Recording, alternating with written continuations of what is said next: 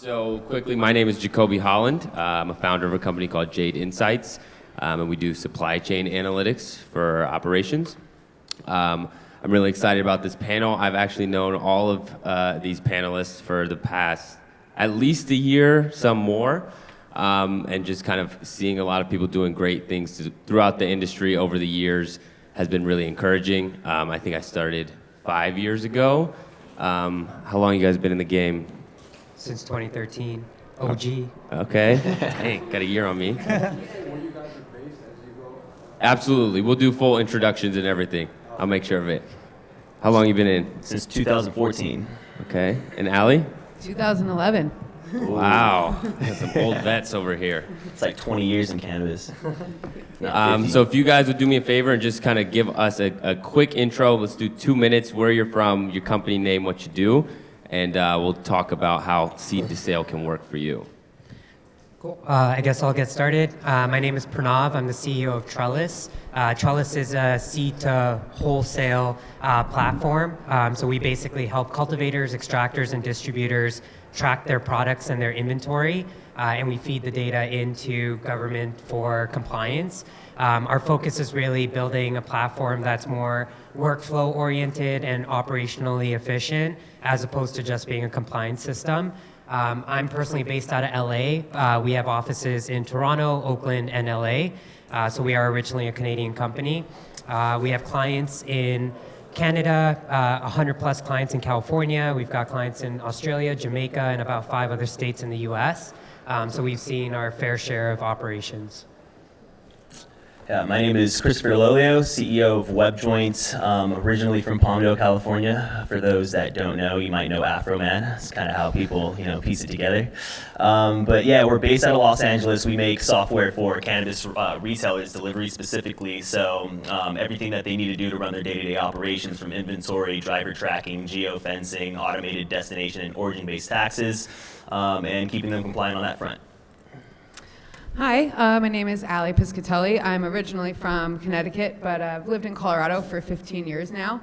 I'm the owner and founder of Boss Consulting, and I started this business after working in dispensaries and grow houses for almost 5 years. So based on boots on the ground experience, I wanted to bring inventory control techniques and compliance training to other businesses in the industry. That was something that I did a lot of trial and error for on my own and really had to teach myself. So being able to help other people understand compliance and how to implement seed to sale tracking, specifically in the metric program, but in all other sorts of programs as well. So, and we mainly do this through inventory auditing and employee training.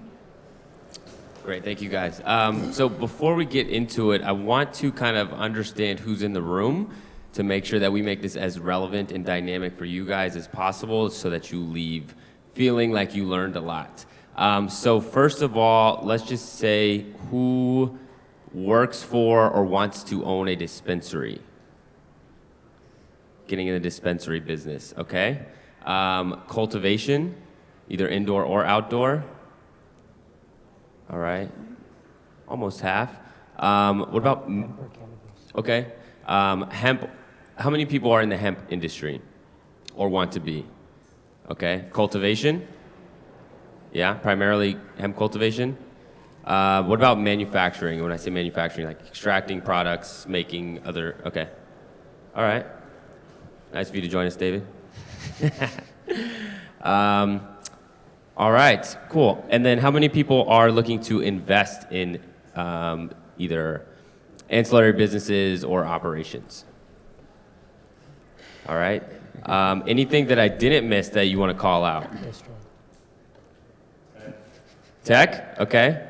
Sitting next to a couple tech nerds up here. Distribution, anybody? All right, now let's just, okay, we got one. Understand where people are from. How many people are looking to have their business or already do in New York? Okay, about half New York. What about New Jersey? Only 2, 3, okay. Just in the Northeast in general?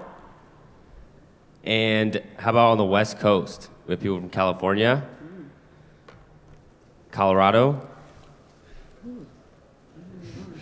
Just kidding, I live in New York, but I'm from Colorado. Any other states I didn't mention that you want to shout out proudly? All right, Kentucky in the house, okay. Indiana? All right. Florida? Virginia? Pennsylvania? All right, cool. Georgia? All right, cool. I think that gives us a pretty good poll of who we're talking to. Pretty diverse set of perspectives, but I expect nothing less from a conference in New York. So when we say seed to sale tracking, personally it's a phrase that it's just been abused in my mind. I've heard it a million times. You might hear like track and trace in a different state, but it's essentially reporting, to your state entity the data about your company, right?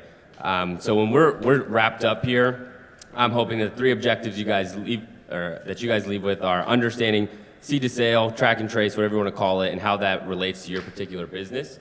I want you to understand the pros and cons of what these systems mean, whether you are talking about a seed to sale system that's required, like a metric or a BioTrack, versus a third-party integrator like these gentlemen. And I said gentlemen because Allie has a service, not a tech platform. I didn't forget her. And then lastly, just understanding how you can turn a mandatory data input process that is traditionally a cost center for a business, how you can actually make that a part of your business to help drive revenue and making it work for you, as the panel says. All right? So we have introductions, we have a little bit of understanding of what your companies do, but dive in a little bit deeper. What makes you guys different than some of the other software players out there? I guess I can start. So for us, there's not many people in the marketplace that really focus on the supply chain side of the industry. There's a lot of people that focus on retail, point of sale, loyalty, those types of things. When we first started building Trellis, we partnered with one of the licensed producers in Canada, which was Supreme Pharmaceuticals. And with them, their business strategy was to be a B2B company. So they were going to grow at scale, get their cost per gram as low as possible, and sell to other licensed producers that would then get it to market. So working with them, we really identified all the gaps that existed on the supply chain side that was completely underserved. So what we really focused on was mimicking their workflow and designing our software so that when inventory flows in the facility, there's a parallel process within the software that's intuitive, easy to use. Our whole philosophy is if you can build a platform that is easier to use, then the operators are going to pick it up, take advantage of it, and then the more data you get into the software, the easier or the more impactful that's going to be for the operations. A lot of the other systems that we look at that are competitive, when you log in, you're going to see a bunch of batches or barcodes or just a bunch of compliance data, and it's not really set in the way that people operate, so it's harder to use, and that's really where we focused and differentiated. Yeah, so with us, just like Pranav said, on the retail side, software has definitely gotten very saturated. So we had to find a way to be very competitive in that sense. So what we decided to do in retail is focus specifically on delivery. With us being based in California, nobody was really putting a focus there, and they need a lot of different tools and functionality to operate, like geofencing, driver kit management, because they're storing inventory in the vehicles if they're operating that way. Being able to do, automated destination and origin-based taxes. And as we started to develop these tools, we decided to do something even more competitive by working with different brands and manufacturers in the space. So one of the problems that we've seen by looking at the data that was coming back on the delivery side is people were typically ordering branded products. You would see orders for like 5 Cushy Punches or 10 Kiva bars or 13 Moxie cartridges, and you start to realize that is that the delivery service's client or the brand's client? Why are they ordering from this delivery service, right? So we decided to make a platform that allows brands to send these orders to our retailers. So we see a lot of manufacturers in the space trying to get retail licenses just to solve that one problem. We allow them to tie into our network. So now if you're a brand, you essentially can position yourself as a delivery on your own website, accept orders that are being pulled from live inventory from nearby vehicles on our platform. So that's how we remain more competitive by increasing the revenue of our retailers with our brand partners. So What I think sets us apart is that we offer unique and specific hands-on training for your employees. A lot of these point-of-sale companies or Metric, for example, offer online training or onboarding over the telephone. And what do you do when you have a real-life situation and nobody to ask? So it's really nice to be that stepping stone between the tracking programs that you're using, any third-party programs that you're using, and the regulatory body. You know, you're not going to call the state every time you don't know how to do something. So offering that hands-on, in-person training is really what sets us apart. Thank you. So, Chris, I think you mentioned that kind of the software, especially on the retail or the point-of-sale software side, could feel pretty saturated. There's a lot of players. There's a lot of tech companies. But I kind of want to understand, why are there so many of these? There's these companies that you're required to input into, that we alluded to in the intro, and then there's companies like yours. Why does this exist in cannabis, but maybe in hemp it's a little bit more flexible relative to other industries? How did this kind of emerge in this industry? You mean, why did so many players enter the space? Why do we have regulatory tracking and we have these third-party players? Regulatory tracking was more so because of it being THC. That's just having that transparency from seed to sell. With hemp, it's not as big a deal, but yeah.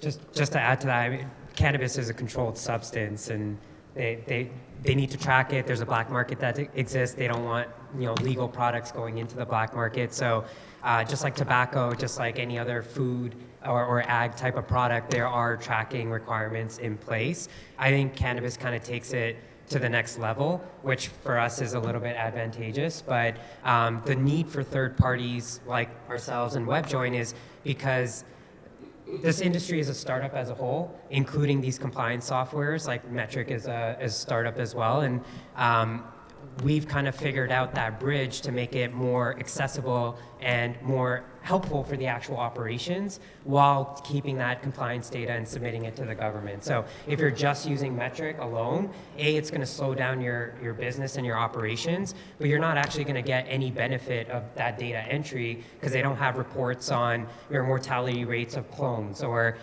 your yield optimization or anything along those lines. So that's where the third parties come in and really focus on supply chain, workflow, efficiency, but also get that compliance data and feed it in so you're not using two systems.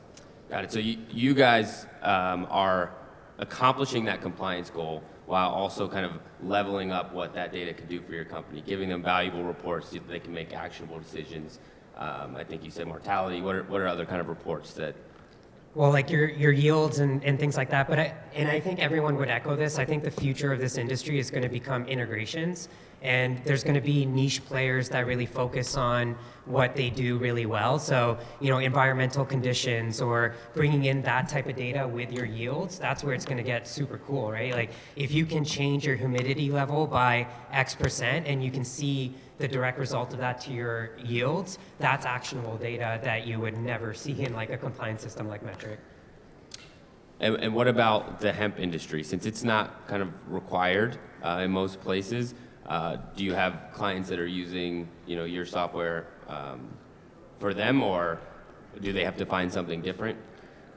We definitely do, and that was actually surprising to us because they don't have mandated requirements to do tracking or a central system. So one of our premier sort of hemp clients was actually an ex-cannabis client that went over and built out this huge hemp farm, and we were one of the last calls that he made, and he looked at all the traditional ag software out there, and then he came to us, and one of my first questions was, you don't have to do this, so why are you doing it? And his whole thing was, look, we're growing hundreds of acres of plants, and then we're processing it, and then we're distributing it, and this is across 8 different facilities in multiple states, and et cetera, et cetera. So we need a tool to help us internally manage our operations. So that was one thing. And then my next question was, okay, well, why don't you use traditional ag software? You don't have to use a cannabis-specific one.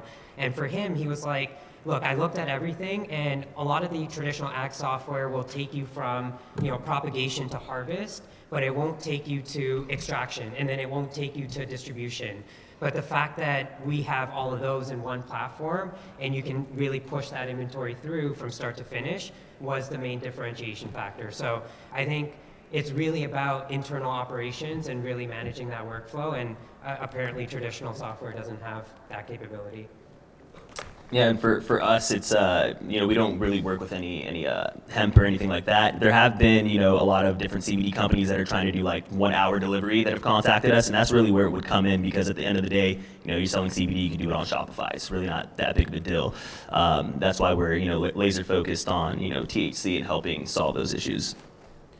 Yeah, I think to add to that, they require seed to sale tracking, but don't we all want to know what our business is losing and what things are selling better or yielding better? So it might be a state requirement, but to me, seed to sale tracking is about protecting your bottom line. To the state, it's more about preventing diversion and public safety. So it's really just a balance between, doing what's required of you and doing what you would do in running almost any business that has inventory. Allie, I'm going to stick with you over there. You kind of sit in between these regulatory softwares like BioTrack and these third-party integrators, because kind of what Pranav said is data is king, right? If you can use that data, then you can be exponentially more efficient and more successful. How do your services help companies with that data? Your data is you only get good data out if you put good data in. And quite often I get brought in to fix inventory issues with a company, somebody who hasn't been keeping their regulatory required programs up to date. And therefore these other programs that people are offering that could better your business overall, they don't work so well for you unless you know how to use the state required system. If that system isn't accurate, these other programs aren't getting good enough data to turn around a good return for you or show value on what these programs can do for you, because like they mentioned earlier, these state required programs don't give you all the information that you need. Yes, you're putting in all the right data points, but it doesn't spit it out to you the right way. So I'm here to make sure that people know how to put their data in correctly so that you could use multiple third-party programs and get benefits out of them. And what states do you work in? Colorado, California, Massachusetts. I was in DC. I have some Ohio clients, so pretty national right now. Most of them are metric states, but that doesn't, inventory control practices are the same no matter what program you have to use. So I am familiar with many programs. Got it. Coming back to what you said, Pranav, about this whole integration layer and APIs and collaborative companies versus kind of the companies that want to keep everything in-house. You said that was the future, I think. Explain a little bit more about how those integrations take place. Do you guys have universal SKUs? How do you communicate with other software? Walk me through that.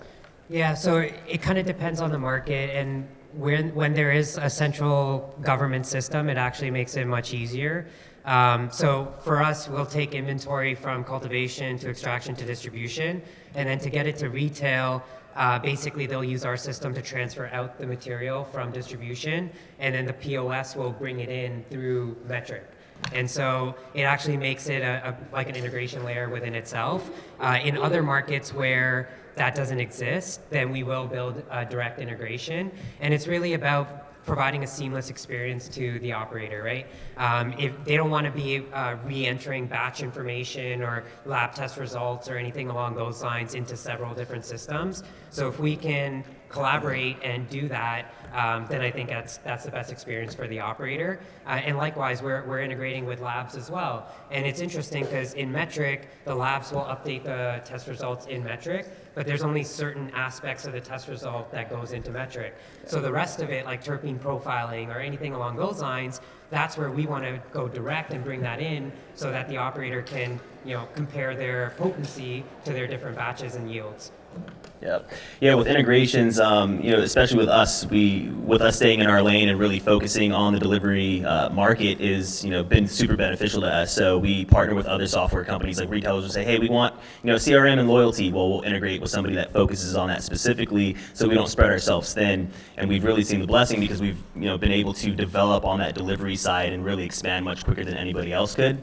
So, identifying those other partners as, our retailers tell us, hey, we're looking for, a CRM or we're looking for, a payment integration, regardless of what it is, a lot of other companies will try to bring everything in-house and develop an entire solution. And then you'll see that they start to lack in certain areas. So yeah, integrations is definitely key in the future.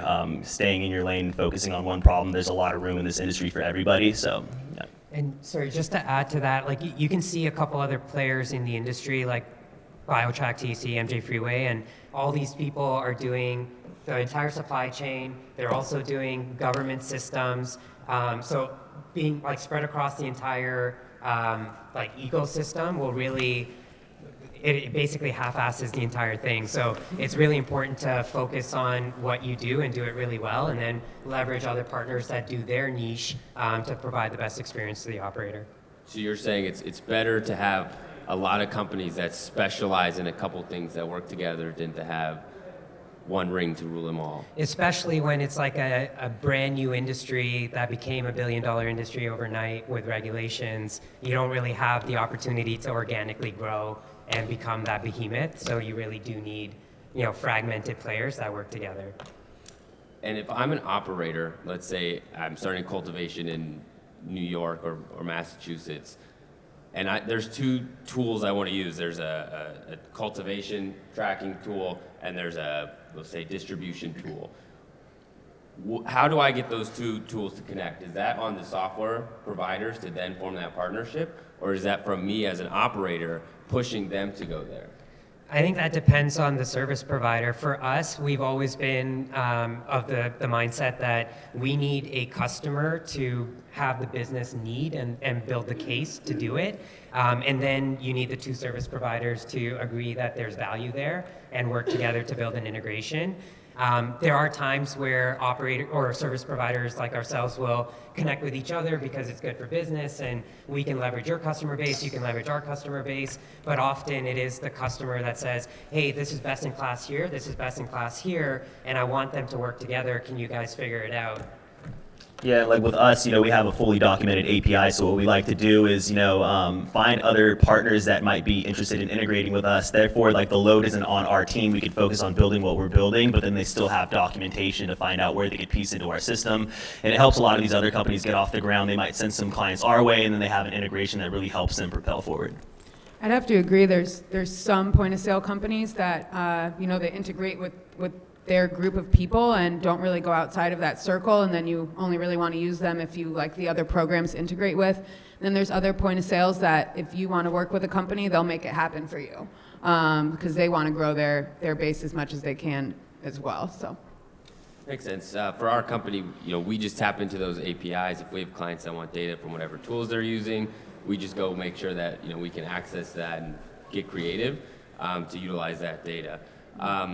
Another question I wanted to bring up is, if I'm an operator, like a lot of these attendees are or would like to be, how do I go about choosing a tool that's right for me? Right there, I'm flooded with emails, business cards. I'm sure there's plenty of booths. What are some really important things that I need to be thinking about if I'm going to invest all of this money into a software? Because being incorrect, has large repercussions. Trying to implement a new tool once you already have something up and running is extremely expensive. So what are some key things that I should be thinking about? For us, we always say it's super critical to look at as much as you can. So do a demo with every single company because it's really about your operations and the best fit for your operations. We're not going to sit here and say we're the best for every single operator out there. Maybe we're better for larger scale operations. Maybe someone's better for smaller scale operations. So definitely take a look at everything, but specifically the fit to workflow, data ownership and privacy is really important. There's been some things that have happened in our industry in the past. So that's definitely, and I think that's going to continue to be a very very hot topic. So those two for sure. Pricing definitely comes into play. Bells and whistles comes into play. Like, do you just want to get your basic compliance done, or do you want to have an operational workflow tool? So there's a couple different things, but it all comes out of looking at as much as you can out there and figuring out what's best for your operations. Yeah, likewise. Just definitely second that there, and especially on the security side, especially on retail, like we've only heard it again and again. On the retail side, it's very important because those consumers are essentially your customer base, and if you're putting all of those in there and then they use your data the wrong way, then you're definitely at risk. And then we see a lot of people trying to send data to third-party platforms, and what happens when you don't own your data anymore and your business is gone. So that's definitely something to look out for. But yeah, taking a look at all the platforms and really understanding, like, people operate different ways. They have different ways that they want to structure their business, and just like we were saying, staying in your lane and being focused on one specific thing is really a blessing. So when you do find your market, your niche customer, it's always a no-brainer for them. I think first and foremost, it's important to prioritize the state regulatory system that they are requiring you to use. That way what other programs have an actual good integration with that, right? Even though you might be able to pass off a lot of your work to a third-party program, if you don't know the original program, then you don't really know how these third-party programs are helping you, right? There's a lot of people out there trying to sell you something that you already have the answer to. So making sure that you've educated yourself on what's required of you and how to use the programs you're required to use, and then prioritizing what you want out of your business, and then picking third-party programs that help you prioritize those things. There are, like they said, extra bells and whistles that you could get, but a lot of times, the answers are already right in front of you. Only use programs that are going to benefit you.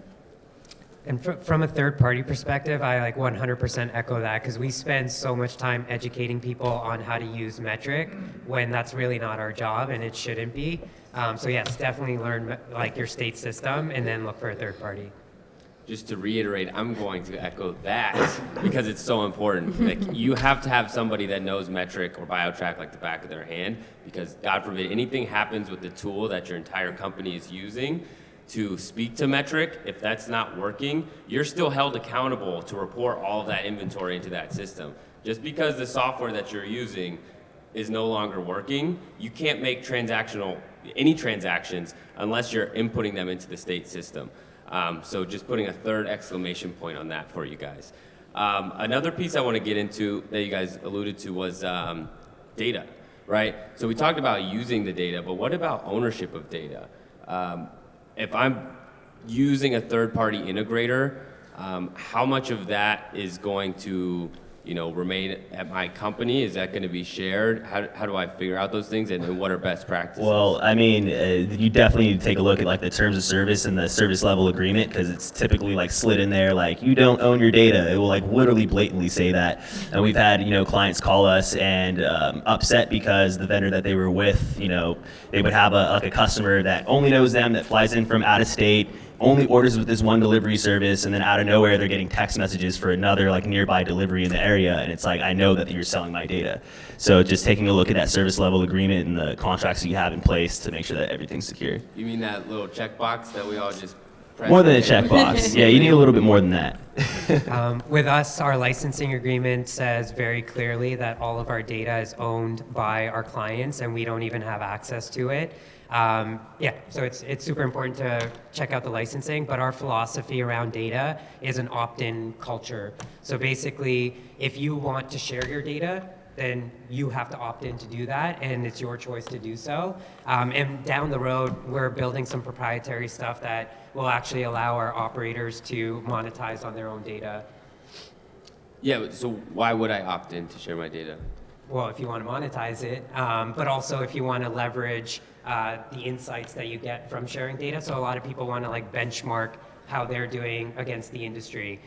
So for us, it's well, you can't get that benefit unless you share your data to be part of the pool. So it's kind of cost benefit, but yeah, there's definitely use cases for it.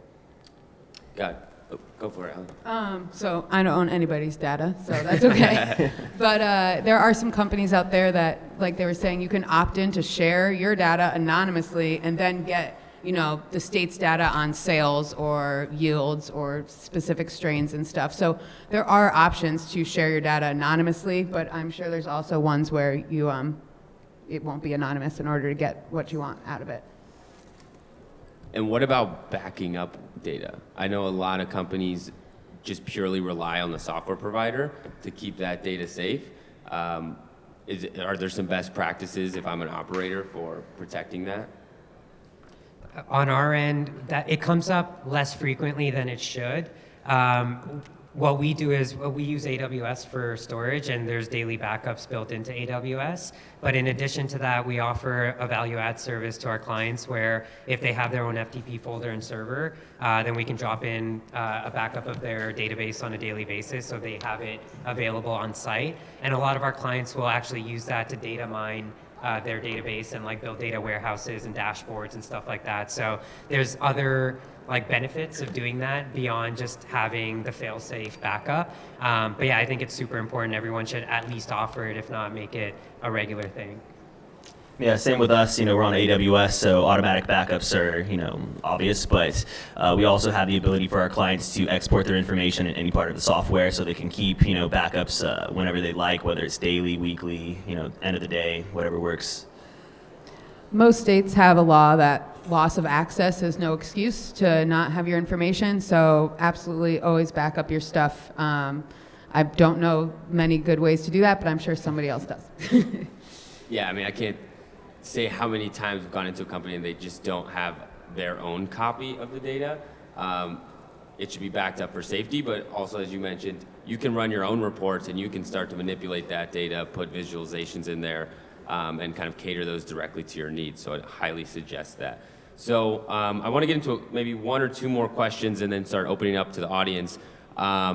Looking forward, maybe in the next 3 to 5 years, walk me through what the kind of the cannabis tech landscape you imagine is going to look like. In my opinion, there's a lot of players right now, a lot of startups, a lot of new entrants. I think that's going to start to either consolidate or folks are going to leave the market that don't make it. So I think there's going to start to be consolidation and a few big players that kind of come out of it. There's also a lot of roll-ups that happen in the industry. So I think there's going to be a lot of strategies around combining portfolios, combining different companies and making them, larger players.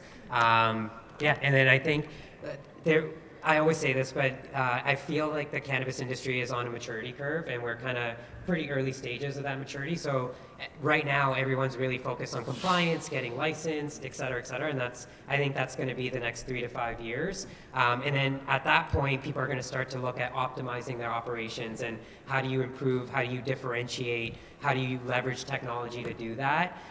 But I think a lot of the service providers, we're starting to do it now, but I think there's still a lot of focus just on getting the compliance piece down before we can move into optimization. Yeah, I think currently, right now in the industry, there's a lot of people are putting their infrastructure together, getting licensed, and a lot of that's going on. I think there's going to be new problems that are going to be found and solved that it's new to this industry or caused by this industry, and that's the type of things that we like to work on as well.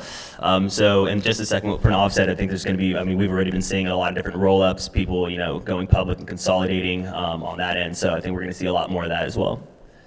I think just the sheer scale that we're moving towards, massive grow houses, chain stores, things like that. Tech is really the only answer to get your work done every day. We're going to have to find good permanent solutions to the problems that we have. And although there's a lot of people out there right now with a lot of startups and good ideas, I think they're right. Consolidation will be what we end up moving towards, and people will look to tech to help them solve more of their problems. All right, I'm going to open it up to you guys. Do I have any questions out there? I think they write into the app, maybe? Oh, do you write the questions into the app? Did anybody do that? Yeah. As a software, how do I actually pay for the software? I've got a distribution company and I had some software. Is it just buy the software and I'm done? Okay, but if I'm understanding the question, if I have a distribution company and I want to purchase some software, how would I go about that? Like how much? Generally work. Is there a standard in the industry? what standard is subscription? Are you paying like a one-time licensing fee? How does that typically work? It really differs based on like the company that you're going with. Like with us, we're month to month on a low monthly fee, and then we monetize in other areas. Some people do like yearly contracts. Some people are more expensive than others. So it really just depends on the type of platform you're looking for. Shop around. Yeah. Can you guys talk about your platforms or? Pricing on our platform. Yeah, so it's anywhere from $199 a month upwards to $1,000 a month, depending on the size of the business and how many orders you're doing on the delivery side. And then we also have a flat fee when we help our retailers generate orders from our brand partners. So that's per order. Yeah.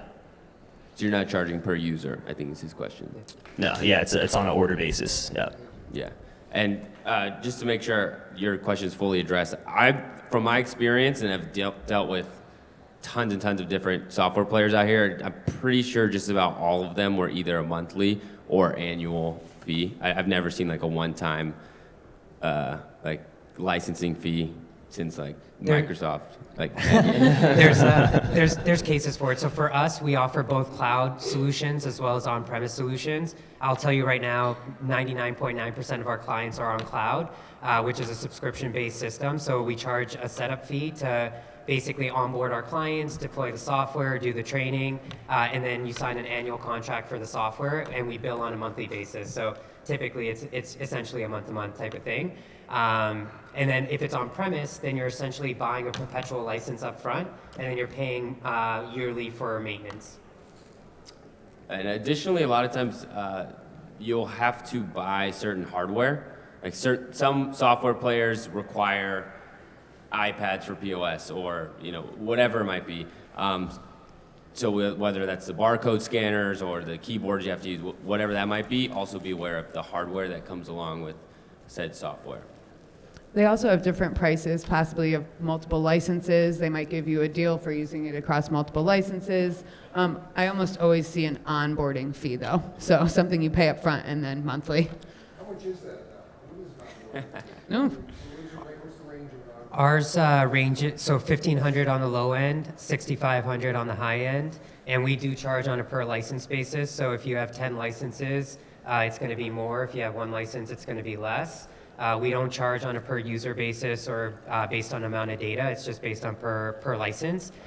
In California, they have different licenses based on how big you are. So tier 1 is a 5,000 square feet canopy. Tier 2 is 10,000 square feet. Tier 3 is 22,000 square feet. So some people will have 2 tier 2s and 1 tier 3. So we basically have a pricing matrix based on how many licenses you have. What state are you guys in? So we're operating in California as a distribution company. Yeah. Got it. And that was, and we have our metric stories. No, I'm sure. Yeah, so it's great to see you guys up there. I have a technical question on the chain of custody part of any software, right? Because we were bumping up against, hey, I brought it to you. Hey, I took it from the lab. Hey, the lab said. Hey, part of it did pass, right? So can you guys mention what should we look for in a chain of custody technical solution, from seed to sale? Because, it feels like, and it felt like when we were operating, we were tripping on who's got it, and how much was it, and why is this missing, or why is there more? Yeah, Can you guys touch on that? I think we should start first in that transaction on a compliant level, Yeah. like make sure you're doing compliantly, and then secondly on the technical level. So, Allie, maybe you want to go first? Well, let me just add something too, because Yeah. the business part of the question is very relevant to us, right? So the compliance, we all have to do that. We all have to play by the rules. But there were serious business questions between business people on chain of custody and on what was delivered and what was expected. So I think, we're living in this world where we try to do everything on our phones or on a computer, but the solution is still paper tracking in that situation. I can imagine there being one sheet for every batch, and every time it changes rooms and locations, you already know the order, the process it's supposed to go in. You make it, you test it, come back, package it. I think distribution's a little different out there. But really, paper tracking to me is the way that you keep that in order. The chain of custody is the question, right? How do I hold you accountable because you were giving it to me. Signatures on that piece of well, paper. I think contracts and Yeah. manifest. So Yes. Unfortunately. when she says a paper, if I'm understanding this correctly, that it's a paper contract, there is a contract on the manifest. When you push something through, let's say metric, you're saying I'm giving 20 grams to said dispensary, right?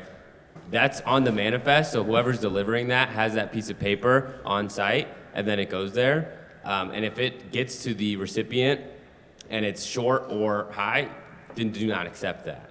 Yeah, and just like in the metric world, any movement of product requires a transfer manifest, and it's an inbound and an outbound. So in the distribution world, you're getting an inbound transfer when you bring in bulk product. You'll package it. If you take a sample for testing, that sample needs an outbound manifest as well. And that's why I asked the question, because it's extremely cumbersome between having the activity between the two business people translate to the regulatory people through a paper manifest. That's why I use Trellis. That's why you get third-party software. Is that? Perfect setup for third-party software. Well, If they're doing their job, they're making your life easier on that. I think your biggest struggle right now in California is that you're not all on metric. So once everybody's on metric, those problems will start to dissipate for you. It also kind of sounds like you're having internal chain of custody problems. And that's where I'm saying make your own form that has nothing to do with metric or anything like that. And I don't know a company that does internal chain of custody. They do. Every transfer within an internal license also has a transfer manifest within Trellis. So if you have to move from one room to another, you're doing a transfer, and that's logged in our system, both with who's logged in and who authorized it. They work in California. They've served over 100 clients in California. I think he has a business card too. They got these weird hats. I've only seen him with a hat. No. All right. Any other questions? How about over here? Yeah. You're mentioning the monetization opportunities. What are you seeing from the different sort of classifications of operators, between cultivators, between retail operators? What's their appetite as far as data monetization? I think right now it's fairly minimal. I think a lot of people. Repeat the question. Oh, sorry. The question was, what appetite are we seeing in the industry for sharing data and monetizing on it? Right now, I think it's fairly minimal because everyone's really owning their recipes and that's proprietary data for them, so they're pretty shielded with it. But I think as the market starts to commoditize and product becomes more commoditized, I think they're going to be more open to finding other revenue streams and sharing that data. And I also don't think there's a clean mechanism for monetizing it. So if you actually build a tool that allows them to do that efficiently, I think there'll be more appetite for it. Sounds good. Back corner. What do you guys feel the trends are in the edible business? How it's growing and shrinking, or what percentage of what you guys see moving in and out of this country actually is in The question, if I'm understanding correctly, is trends in the edible business in your platforms, in your experience. How much or what percentages are you guys seeing moving, and what's the edible? Edibles are definitely on the lower end. Vape carts have always been, like prime as far as what's moving on the retail end. But as far as edibles go, I think we're starting to see a lot of movement towards drinks and sodas and things like that. I think that's the next trend there. A lot of people are making chocolates and things like that. But I mean, me personally, I don't like Hershey bars, and there's a lot of people that are making like the equivalent and kind of just saturating that market a bit. So I think there's a lot of room for other types of delivery methods as far as edibles go. I also think it depends on the market. So if you look at Canada, for example, you can't do volatile extraction. So there's, sauces, sugars, any of those types of products don't exist, but edibles are now going to be allowed as of October. So people that are trying to get that different method of consumption will gravitate towards edibles. So I think it's going to be a huge piece in the Canadian market, but once they go volatile, maybe that'll start to drop down. Can you just explain volatile quickly? Yeah, so when you extract, you use different solvents for extraction. It's harder to get a volatile license. In Canada, it doesn't exist. But like if you're using butane or something along those lines, those produce different types of products. I think people too are moving towards more discrete products, water-soluble products, things, teas, coffees, things that don't look like you're consuming cannabis. So I think that's sort of bringing in another group of users who want to keep it more private, I guess. Yeah, I'd say a lot of those are also like low dose as well. Yes. Over there. I'm not sure how relevant this is to your various platforms, but can you talk maybe a bit about what some of the more valuable insights you've gotten as far as the analytics of some of the data you've put together? I think I mentioned a couple of things that our clients can get out of our platform, like mortality rates and yield optimization and those types of things. Because we don't own the data, because we don't own the data, we don't look at the data ourselves. For us specifically, we find that the entire work stream is really not understood at most of the companies we work at. They don't understand how long something goes from point A to B to B to C to C to D. And all of those are extremely important. So you get these build-ups, right? And if you're looking at like lean manufacturing practices that kind of took off in like the 50s, maybe earlier, you want that to be streamlined, right? You want to understand how long this is going to take, and you want to have the bare minimum to hit that sale expectation.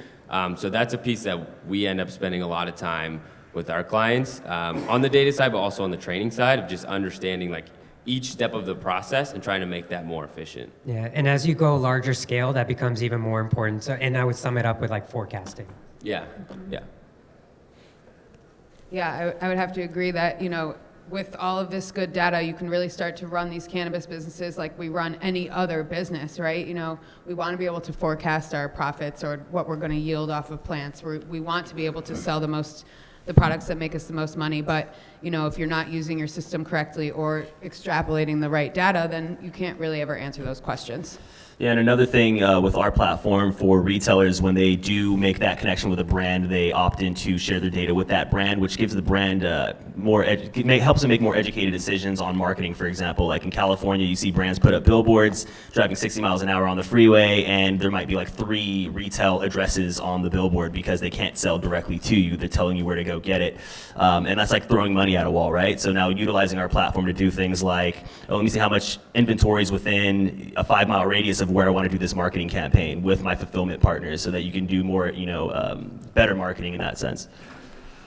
I think we have time for 1 or 2 more questions. In the back? Is the accountant? I'm sorry, are you guys integrated with accounting software? Is that what you said? And what is the most used accounting software? So Right.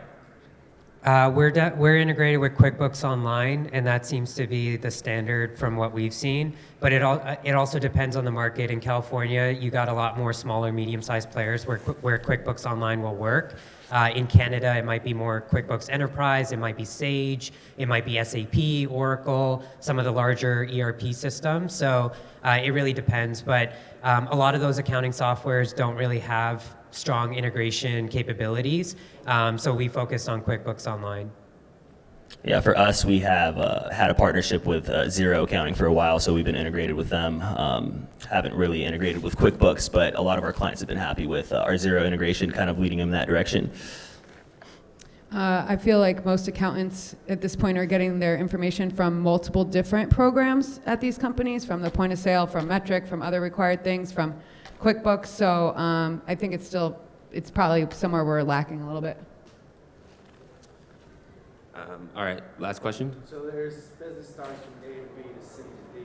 So the chicken or the egg, is it the seed or the plant creating the seed? And is there much production of seeds in the U.S. or is it mostly outsourced? And what's the retail presence of people buying seeds, feminized or? So the question is coming mostly from a cultivation angle, like where are you? Should be cloned to sale. Yeah, most of the time it is clones. I've seen 2 companies doing tissue culture. I'm sure there's a lot more. Don't see a lot of seed pops on people that are doing large scale production, but maybe on the No. Like people that are breeders, but maybe you guys have They seen. would. So basically, if you're a new operation, you're going to start building your genetic bank, and so you'll start by popping seeds, and then eventually get your moms, and then at scale, it's pretty much clone or tissue culture. But yeah, we definitely see it, and there's a lot of breeding programs as well. So I mean, you always want to find the next best strain, right? So there's definitely an R&D component to almost every operator we work with, where they're still breeding seeds and harvesting them. And I think the demand for seeds from a retail point of view really depends on state laws. You know, in Colorado, people buy seeds all the time because they can grow at their home. But then there's really no guarantee if that seed's going to grow for you or not, or where it came from. Well, we know where it came from, but still, so. Yeah. All right. 30 seconds. Last things you want them to know about how to make seed to sale work for you or your company. Call Trellis. Yeah, just finding a company that's really focused on doing what they, what they're focused on to do it for your business specifically, if that's what you're looking to do. So if you're, looking to, do cultivation, find a platform that, focuses on doing that well. If you're looking to do, delivery, focus on finding a platform to do that does that well. And that's really it. And then, trying to piece everything together. Like we mentioned earlier, integrations are going to be a huge part of that. So don't be afraid to find other partners that you think might work well together to solve your problem and bring them together. So. I would say prioritizing your inventory control position. I see a lot of companies that sort of let a lot of people try to handle that. Most companies need a whole position just to handle inventory control and regulatory compliance around inventory. So I would say prioritizing that would be a great thing, especially if you're just starting a business. Nobody likes to work backwards, so. Great. I would just add that compliance is everything. Make your data work for you. My name is Jacoby Holland. This is Pranav. We have Chris and Ali. Thank you guys so much for being the panelists, and thank you guys.